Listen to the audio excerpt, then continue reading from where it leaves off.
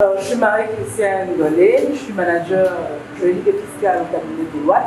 Je suis très contente de vous rencontrer parce qu'on se voit beaucoup, mais bon, en face c'est un peu différent.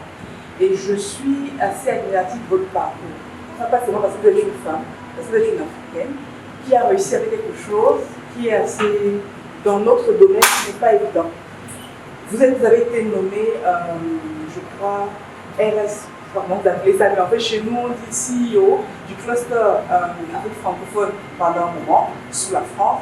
Mais après vous avez franchi cette tutelle-là et puis vous avez créé votre propre cluster. Et ça c'est très intéressant pour nous parce qu'en fait c'est vrai que chez nous ça n'existe plus ce genre de possibilité-là, de move-là. Mais pour moi c'est quels étaient les challenges? Parce que je suis que ça a dû être assez compliqué. Et comment on a fait pour justement sortir de cette situation, de cette tutelle-là pour la franchir finalement? Et aujourd'hui, et franchement, à l'époque, nous on se disait, comment il va faire pour avoir l'approbation, l'aval des autres Africains? Parce qu'elle est une femme, elle est camerounaise, elle n'est même pas auditrice. Le métier, dans notre métier, c'est l'audit qui est généralement devant un peu avec le consulting et autres, mais elle n'est même pas auditrice. Donc, comment ça se fait que vous avez pu mettre sur votre couple des hommes, vraiment un chiffre d'affaires plus élevé que le vôtre? Comment ils ont fait pour se soumettre? Peut-être pas se soumettre, mais en tout cas, accepter cette collaboration-là. Moi, c'est ça vraiment que je trouve très intéressant. Je veux savoir comment. Merci pour cette question. Je ne voulais pas parler de ma décolonisation, mais c'était une des fois où j'ai dit non. Alors, je ne vais pas en parler très longuement, mais ce que je vais dire, c'est vrai que lorsque je prends la tête de PwC en Afrique francophone, nous appelons PwC France et Afrique francophone. Mais nous avions d'abord été Afrique francophone tout simplement, mais à un moment, nous avions pensé qu'en faisant une fusion avec PwC France, nous serons peut-être encore plus forts. Et quand j'ai pris la tête de PwC en 2017, j'ai observé.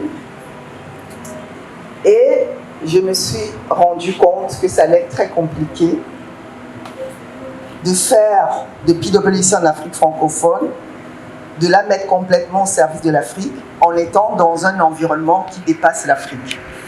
Et c'est là où j'ai eu à relever l'un des principaux challenges de ma vie professionnelle et je dirais même de ma vie tout court. Parce qu'il fallait déjà s'assurer que tout le monde partageait cette vision autour de est-ce que nous voulons être la France-Afrique à l'instar de ce qui se passe dans notre environnement, dans nos environnements en Afrique, ou bien nous voulons assumer le fait que nous sommes des intellectuels et nous avons des responsabilités à jouer, chacun à notre niveau, nous devons jouer notre partition. Et parce que je suis juriste, et parce que j'observe, et parce que je ne fais pas de barrière en disant je suis juriste, je suis auditrice, mais je pense toujours que, quelles que soient nos expertises, nous sommes d'abord des problème solvers. Et en tant que problème solver, on va utiliser les compétences que nous avons ensemble pour construire des solutions. Et c'est ce que j'ai fait au service de PwC en Afrique francophone, pour définir quelle serait la meilleure stratégie, la vision, comment avoir l'adhésion à cette vision et pouvoir avancer ce combat qui a duré plusieurs mois, qui a été très éprouvant, très difficile. Je me souviens qu'une personne m'avait dit, et c'est David contre Goliath ton affaire. J'ai dit ça tombe bien parce que moi je suis David, je ne suis pas Goliath. Et il a fallu beaucoup de fois, beaucoup de support, d'abord de mon époux, de mes enfants, de mes collègues, pour réussir à convaincre le network que nous avions besoin de rester simplement PwC en Afrique francophone pour mieux servir l'Afrique dans son ensemble. Et c'était très difficile. Et ce n'était pas le premier challenge, c'était le plus important.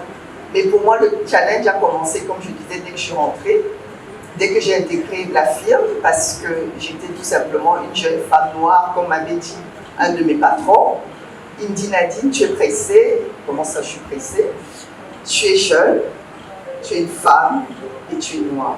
Donc, tout ça pour moi, ça a été des moments pour me construire des leçons et intégrer ça. Je serai toujours femme, peut-être je serai plus jeune, c'est sûr, je serai toujours moi, je ne peux rien faire contre ça, mais je vais plutôt en faire des atouts. Donc dans ton cas, par exemple, tu es manager, tu dois toujours aspirer à davantage, mais être prêt à en payer le prix. Et le prix, c'est tout autour de ce que tu es prêt à donner, sans négliger ta vie de famille, soit d'épouse, de mère, ou même de frères et de sœurs. Et puis surtout, de ne pas faire pour toi, mais d'être au service des autres. Ça, c'est ma première chose.